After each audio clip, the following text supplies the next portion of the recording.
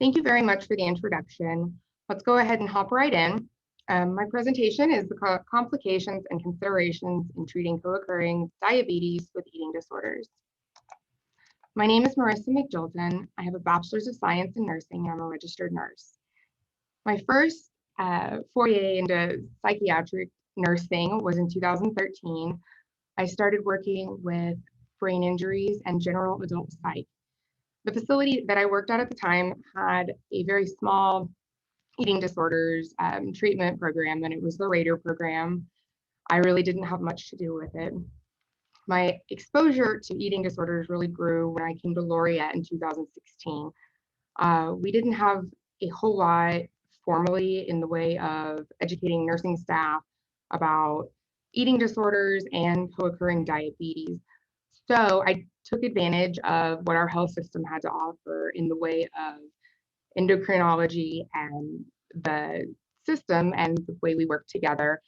I got with the nurses over there in diabetes education, as well as endocrinologists, reached out to have them do in-services over here to educate my staff and just kind of take advantage of that resource. Since then, I've really developed a passion for the co-occurring disorders and the treatment of them. So I'm happy to share with you today what I have seen. I have geared this for outpatient providers, as that is what most of you are. So in this, we're going to provide a basic understanding of the diabetes type 1 in eating disorders and the medical significance that that carries. We will look at what's normal for eating disorder or for diabetes, and also what's normal for eating disorders with diabetes. We're going to go over the importance of addressing both disorders and the treatment of both simultaneously and the significance that that carries. We'll also provide just a brief sort of overview and case study of what Laureate has to offer and what care looks like at each level. So to hop right in, diabetes type 1 is commonly known as childhood diabetes. While most cases are diagnosed between the ages of 4 and 14 years old, anybody diagnosed before the age of 40 with an insufficient pancreas or insulin production is type 1 diabetic.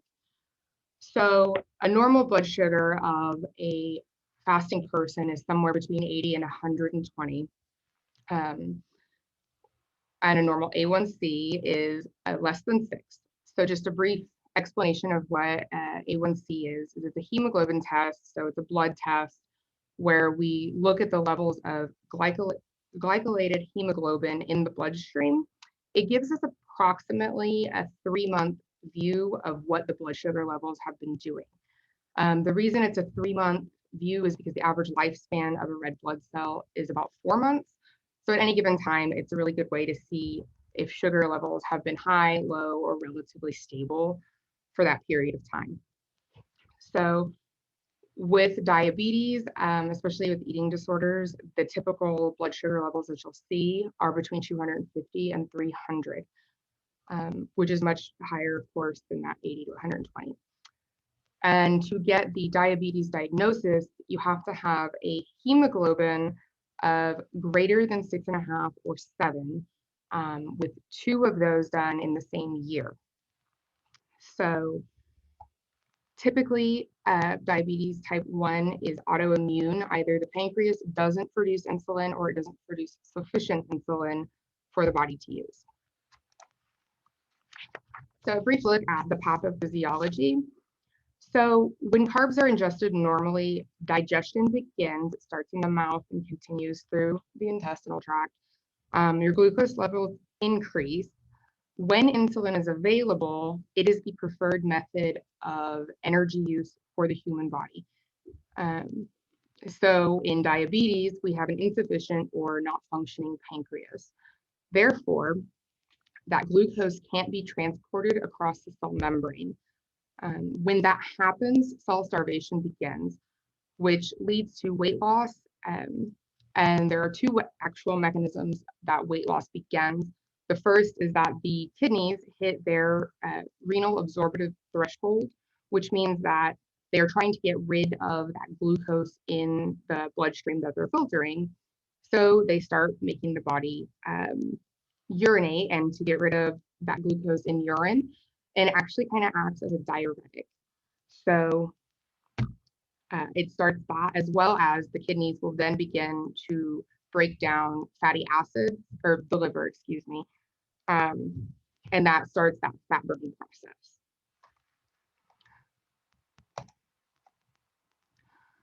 So traditional diabetes treatment is very focused on rules and being perfect, getting these blood sugar levels down, keeping carb ratios what they are. We'll look at the medicine side of it with frequent blood sugar checks. So anytime you're going to eat, first thing in the morning, snacks, meals, before bed. So typically these patients will develop or will end up wearing a monitor that's constantly attached to them rather than having finger sticks, because if you're doing this, 6, 7, 8 times a day, it can be very painful for the fingers. There's a combination of short and long-acting insulin. So typically either in the morning or at night, you'll get your long-acting insulins, and short throughout the day, and to correct high sugars as they happen through. There's a diet that is incredibly focused on healthy eating or sugars that aren't refined, so less sweets, less white breads, more whole grain approach. We also start with carb counting as well as carb exclusions based off of those good or bad carbs. They'll typically have a dietitian that will come up with a pretty stringent meal plan for them. It also focuses on fat and protein counting as well. They focus on weight management. So they're recommended is 150 minutes per week without more than a day off between. So that looks like 30 minutes of exercise every other day. So diabetes is lifelong. It requires pretty focused attention and medical treatment throughout their life. Right now, there's not actually anything to fix this or cure this. There is talk and studies being done on artificial pancreas. We're not there yet. So that is the traditional medical approach for treating regular diabetes without the eating disorder diagnosis as well. So some complications of hyperglycemia or that blood sugar being above 150. Some short-term effects of that are glucosuria, which is that glucose in the urine, which happens anytime that level is above what the kidneys can handle. They will look at excreting that glucose through urine. The long-term effect of this is that these patients are higher risk for developing kidney disease. Then the body goes into ketosis, which is that burning fat, which puts the patient at risk for heart and liver disease if they're frequently experiencing this. And then there's that ketonuria, which are the ketones as a breakdown of the fatty acid that are excreted in urine. Dehydration. So then that puts us at risk for metabolic acidosis, which is a very serious electrolyte imbalance. And then diabetic ketoacidosis, or DKA.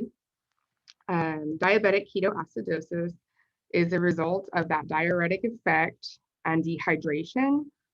The body will also, as a result of urinating frequently, have excessive losses of sodium and potassium. Some of the clues that we're heading in this direction are the patient will report headaches. They'll have a change in level of consciousness, and this can ultimately lead to respiratory arrest. Some of the long-term effects of that blood sugar being high are shock as a result to metabolic acidosis, or DKA, some organ failure, specifically the kidneys, over a long period of time. Kidney failure is quite common. Cerebral edema, which in diabetic ketoacidosis is pretty common.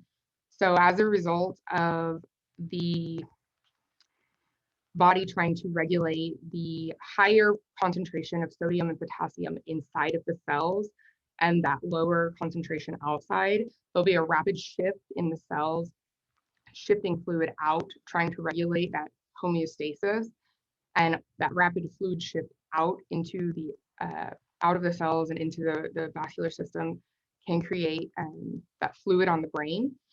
Over long periods of time, that can actually lead to death if it's not treated because of all that pressure putting on the brain and parts of the nervous system that control our respirations and our cardiac function.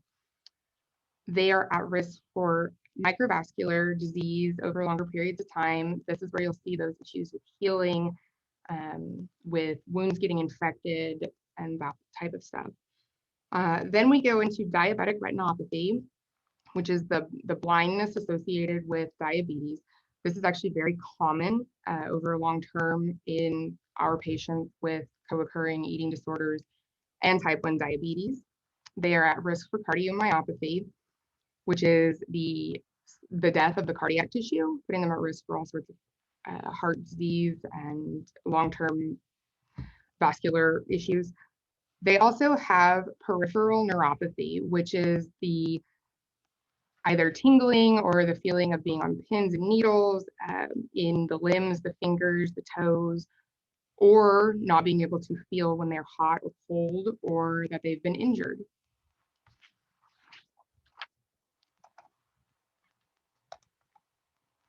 So some complications in the other direction with hypoglycemia or the blood sugar being too low are short-term effects are cognitive dysfunction, as glucose is the preferred unit of energy for our brain and our body alike. You'll see that they don't have that cognitive sharpness. They might not be themselves. This can also lead to seizure. The actual cause of seizure with this is not known, but it is believed to be due to that cellular starvation in the brain, which can then lead to a coma. Of course, our long-term side effects are death.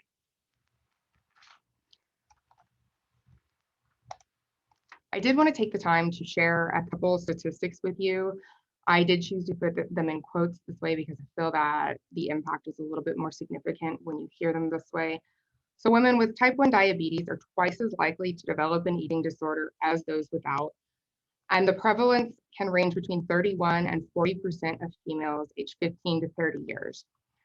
So what I want you to hear from this is that young ladies with diabetes on top of eating disorder are twice as likely to develop an eating disorder when compared to their peers without. That's a very big number to me. So I want diabetes teams as well as eating disorders to expect to see each other and to prepare so that they can provide the best care for those patients in those settings.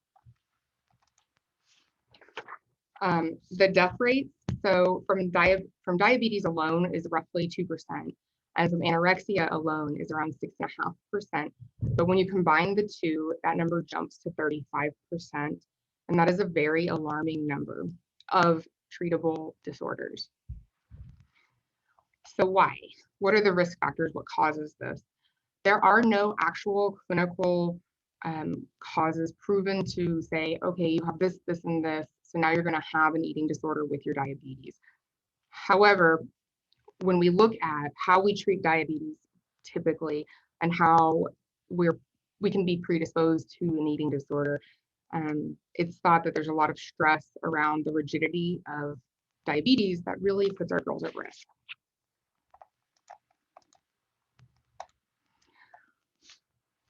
So traditional treatment and the rigidity that goes into it is a huge risk factor. We're labeling things good or bad. We're saying you shouldn't eat this, you should eat that, or you can't eat this and you can't eat that. And that has a big impact. There's a lot of focus on diet, especially when you get into some of those smaller subcultures and cultural considerations that set our girls up for the perfect storm.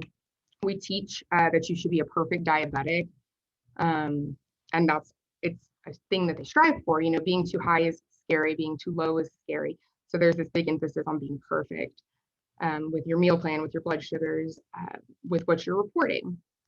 So it essentially teaches these restricted behaviors And then when you add that on top of any genetic predisposition or traumas or anything else that would have already set this person up to develop an eating disorder, we're just compounding that. So I thought I would go ahead and explain some of the more common devices and medical things, just so that when we go into some other stuff later, that you have a heads up. So this first one here is a Dexcom blood sugar monitoring system. It is the most common one that I see personally. There's lots of different makes and models.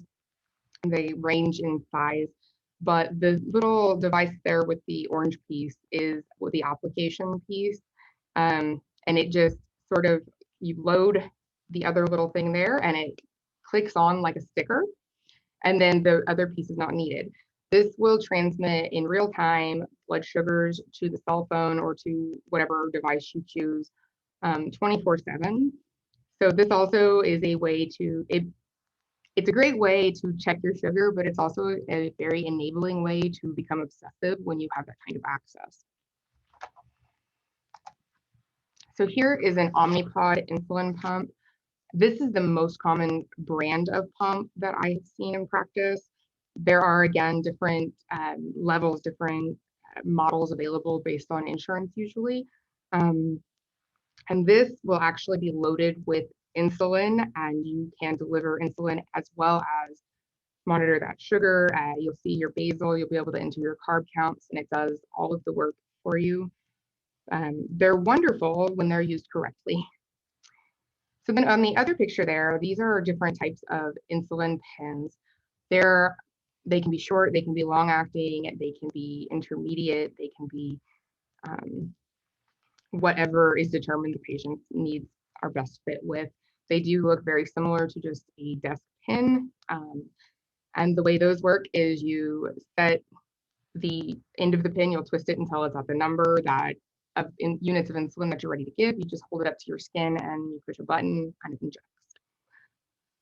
So the reason I took the time to explain these devices is because it will help with understanding how insulin is manipulated in the type 1 diabetes with eating disorders in the most common ways. So how can we manipulate our insulin? The first way is omission. So either, I commonly see this called insulin fasting. So either turning the pump off altogether or not taking your dose of insulin intermittently for a couple of days. So another way is by wearing the pump, but not having the actual catheter that delivers the medication into the skin. Watering down insulin is something that I've also seen. So they'll either give all or none of the insulin into the machine so that it's constantly under delivering. Underdosing, which is either decreasing or not giving that enough of the medication to properly treat their sugar levels or their carb counts. This is often done related to body image or not being able to exercise or even just emotional distress. You can also go in and change that basal rate, which is, so basal rate is a very small dose that is constantly being delivered to really control and continue that consistent level in the bloodstream. So patients can go in and change that basal rate to either give more or less, depending on what they're trying to do with their blood sugar. There's also delaying. So when you delay and not, insulin is typically given before a meal starts. So some people will wait until after. And the reason they do this is because it actually changes the metabolic rate of digestion and their metabolism. So that is why somebody would delay. Then there's disabling, which is replacing that insulin altogether with water or sterile water. You can also heat insulin in a microwave for just a few seconds, and it will completely disable the medication, making it to where it would appear that they're giving the right medication when in fact it doesn't work. This could also be done via heating one of the insulin pins up. Next, we have impairing absorption. So this is something that I've seen patients refer to as leaking shots, which is that they either deploy the plunger on the syringe before it's in their skin, or they don't deploy it enough to where they're missing parts of these very small doses of medication that can have a big impact. I've also seen patients that will repeatedly inject the same site on their body or hook their pumps up to the same site. The reason that this causes an issue is because over time your body will develop scar tissue, and that scar tissue will impair the insulin being injected into the skin. There's also false reporting, which is pretty self-explanatory. It's either them falsely reporting their blood sugar level, their insulin, their dosage, their carbs. It's just kind of like fudging the numbers. So this is the how insulin is manipulated and can be manipulated. And next we're going to look at why. So when we don't give ourselves the proper dose of medication, we keep our sugar high. Once we hit that 250 mark, your body starts to go into ketosis, which will cause that rapid weight loss from dehydration and from fat burning. So some of the effects on the body, again, there is that we get that buildup of ketones, which are the byproduct of the fatty acid breakdown, and we send our body sort of just jumped into this ketosis state. The long-term effects of this on the body are we're going to increase our cholesterol, we're at risk for kidney disease and nerve damage. So some clinical signs of insulin manipulation are those blood sugars consistently above 250 to 300. The range that I've seen most commonly is people want to stay between 250 and 350. The physical signs of dehydration, chapped lips, dry skin, those are some signs. The patient may appear jittery or shaky from those high levels. They can be sweaty. Then they'll have ketonuria and glycosuria. So you could actually test with test strips the urine and see these present. Sometimes they'll have fruity breath because a byproduct also of those fatty acids being broken down is acetone, which smells very sweet on the breath. With diabetic ketoacidosis, this is the first thing that we'll look for as sort of just a guess. So those are some of the clinical signs. Some therapy things that should be mentioned here, or some of that side, are deterioration in their overall psychosocial function. They may not act like themselves. They may start having erratic attendance to outpatient appointments. There might be increased concerns surrounding their diabetes care or about their diet or their intake. There also could be a noted body image decline or decline in self-esteem. So the treatment team. It is so important to have a treatment team that has experience with both. Because if the patient perceives that there's a split, then their overall long-term outcome won't be as good. So what I really stress is good enough versus perfection. We want to look at what is an ideal range that is okay versus this perfectionistic diabetes and eating disorder mindset, and really getting the patients focused on what's good enough. So treatment teams have therapists, psychiatrists, endocrinologists, dietitians.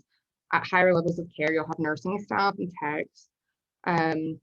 A dietitian is a very, very, very important part of this process, coming up with meals and snacks and carb ratios, as well as deciding who does what.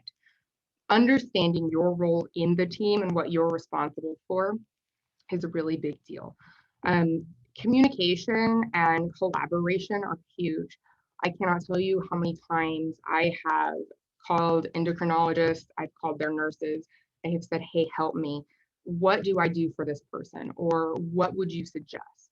And working together to really get that team approach taken care of. And we'll talk a little bit more about that when we get to the levels of care. It is important to have families involved.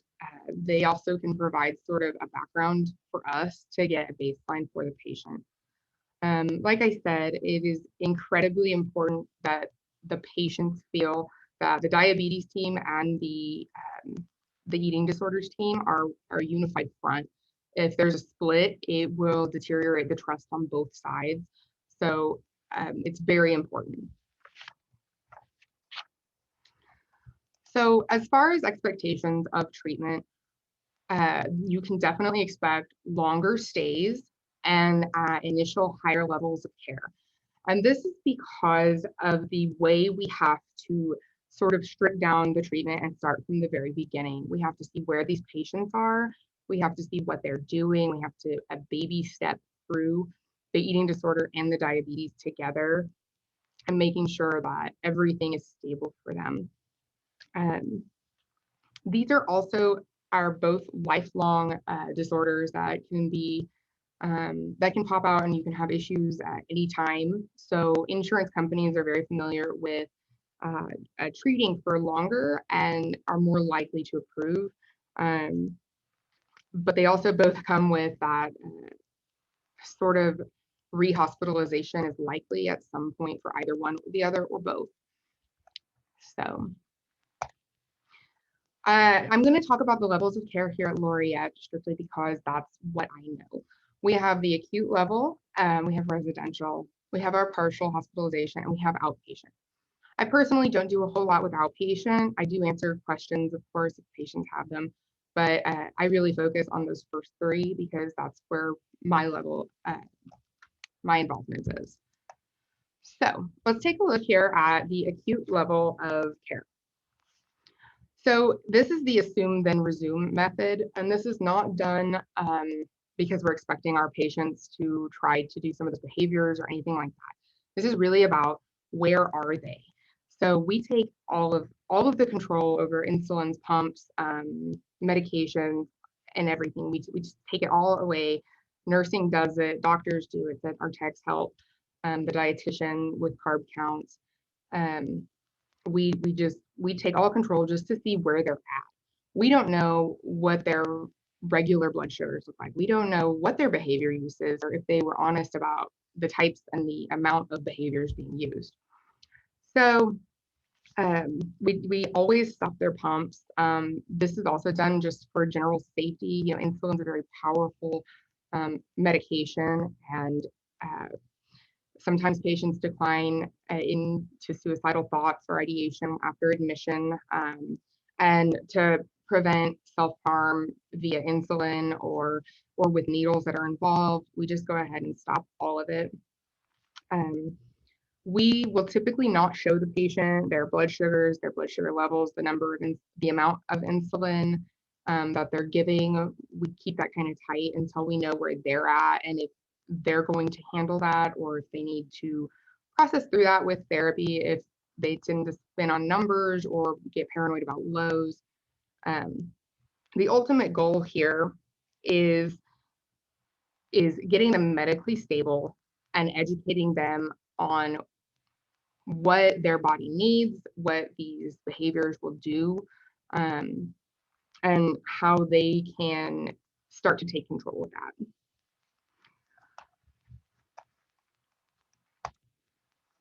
The residential level of care. So this is where we start to kind of give control back to patients. Patients will start to administer medications, whether the nurse draws them up or not. Patients will start doing their own finger sticks. Of course, with our medical equipment too. Patients will start to check and carb count at meals. We will probably start a pump here if they have a pump at home.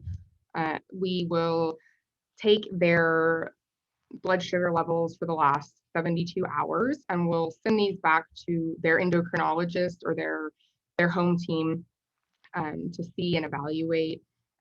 We work with that doctor to get maybe new basal rates. We might need to completely reprogram their pump for their needs at this more stable, medically speaking, body that they're in.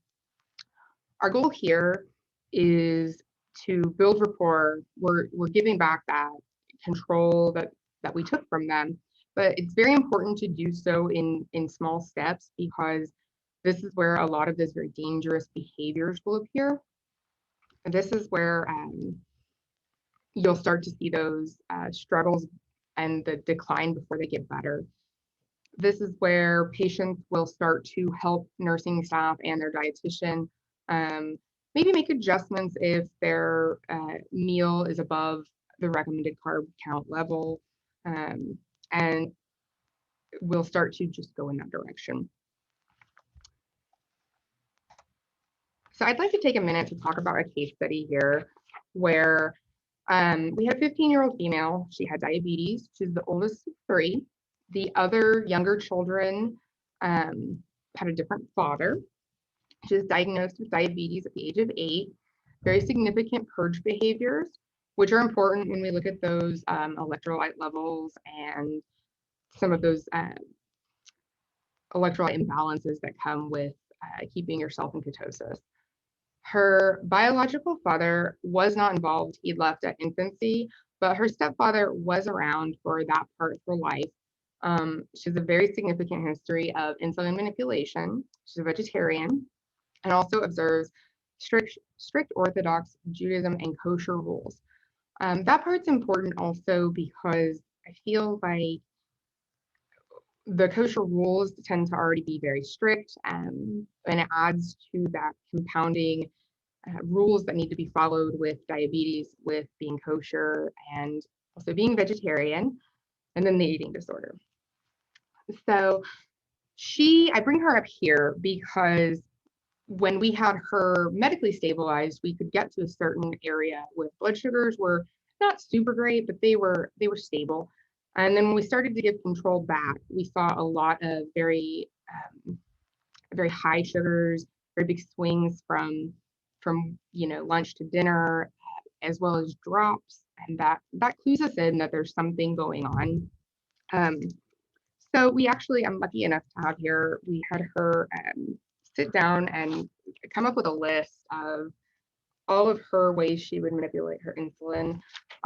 But I decided to share with you her statement on why she manipulated her insulin, because I feel like it gives a lot of insight into what's going on through their minds. She said, "So knowing my high or low, it tells me what to do next. It gives me a sense of comfort when my blood glucose is over 350. If I see my glucose is lower, I'll find a way to get less insulin so that I don't go lower. And I will do the same when I'm high to find a new number that I have to reach. It also allows me to know when I can or can't drink water. If I'm 130 or under, I'm able to drink water. If I'm higher, I have to figure out how to restrict water." She later shared with me that water intake was related to that diuretic effect, and she would restrict the water to further push her in, as well as to not clue anybody into when she was using the bathroom more frequently than, say, the average person. So it was really interesting. We didn't get this list from her until her second stay with us, but it became really good for our rapport to sort of pinpoint, like, hey, what are you struggling with today that we can address and work through together? Whether that was, well, today I really want to squeeze the insulin after I've injected to try and get some out. Okay, well, today let me hold your hand afterwards for a moment and be that support for you so you can work through those thoughts and emotions long enough to give that insulin time to start, being absorbed by the body. It's just very interesting to see the thought process and that knowing that she was actually really comforted by that number, when that number as a nurse kind of makes me go, oh my goodness, that's really high. So now let's look at our partial level. This is where monitored control to self-reporting occurs. We start having the patient tell us, we observe them drawing medications up or to check their sugar. But we're really saying, like, here, you're in control. Let me know what you need from me. The goal is overall autonomy. We have them tell us, like, hey, I went ahead and I traded this item out for this item because my carb count was this. My blood sugar was this, so this is what I gave myself. We are really just support at this point in helping them stay comfortable with being in charge of everything. This is where we really suggest that they come up with that red flags list of behaviors that they had been using, of signs they're struggling, and that they share this with their home support. That way they can be supported there. We really want to take the time to educate their family, if they're a child, or their significant other, if they're not, or just their support system, to make sure that everybody is comfortable, and to focus on getting them where they need to be.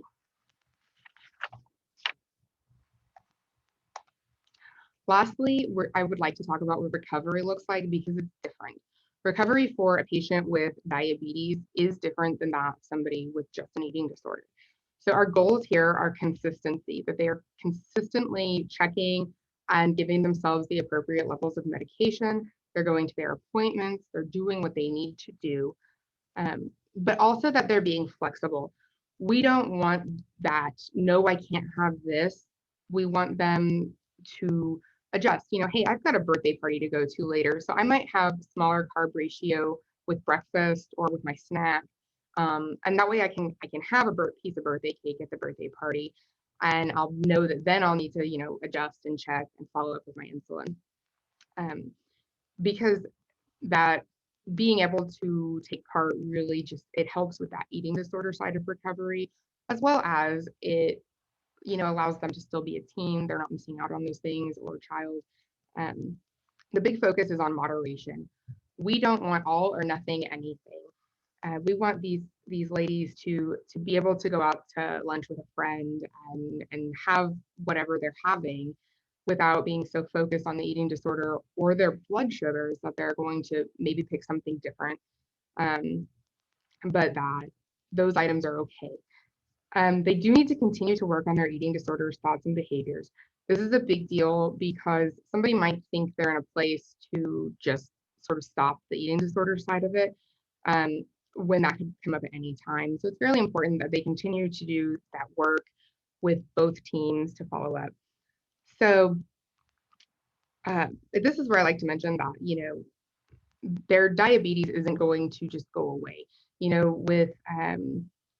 With traditional eating disorders, the goal, of course, is intuitive eating and that 2-year mark. With diabetics, that's not going to be better at 2 years. We're still going to be watching what we're eating. We're still going to be doing that. So really educating them and empowering them to take control over their meal plans and their insulin, and to do so appropriately, is what we're expecting from these young ladies and women. If you have any questions, please feel free to reach out to me. This is my email address. It is mjmcj. It is mjmcjilton@stfrancis.com. Thank you very much.